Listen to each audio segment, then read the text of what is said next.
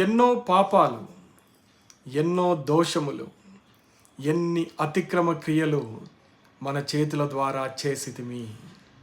మన చేతులు ఎంతో ఘోరమైన శిక్షకు అవి సిద్ధపడి ఉన్నవి. మన చేతులకు రావాల్సిన శిక్ష, మన చేతులు అనుభవించవలసిన నష్టము, కష్టము మనకు బదులుగా మన ప్రభువైన యేసు క్రీస్తు వారు సిలువలో అనుభవించినారు. మనము అడుగక ముందే, ప్రభువా నా శిక్షను నీ మీద వేసుకో అని ప్రాధేయపడక ముందే ప్రేమించిన దేవుడు, కరుణించిన దేవుడు నీ శిక్ష యావత్తు తన చేతుల మీద వేసుకొని కొన్ని గంటలు ఆ సిలువ పైన వేలాడినాడు. బలమైన శీలలు ఆయన చేతుల్లో కొట్టబడినవి. ఆ చేతుల ద్వారా కలిగే నొప్పి, రక్తము కారుచు ఆ చేతుల ద్వారా ఎంతో ఎంతో బాధను అనుభవిస్తున్నారు యేసు ప్రభు.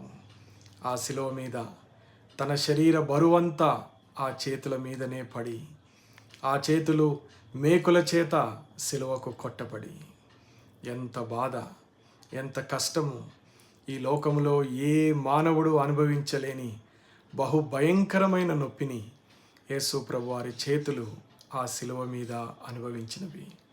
ఎందుకో తెలుసా? నీ చేతులలో నీతిని చూడాలనుకున్నాడు దేవుడు.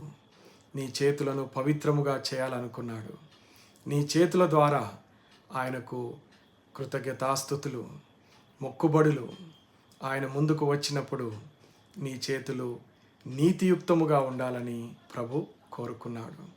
నువ్వు ఎప్పుడు నమస్కారం చేసినా ఆ రెండు చేతులతో నమస్కరించినప్పుడు ఆ రెండు పరిశుద్ధముగా, పవిత్రముగా కనబడుటకు నీతిమంతుడైన దేవుడు ఆ రోజు ఆ శిక్షను అనుభవించినాడు.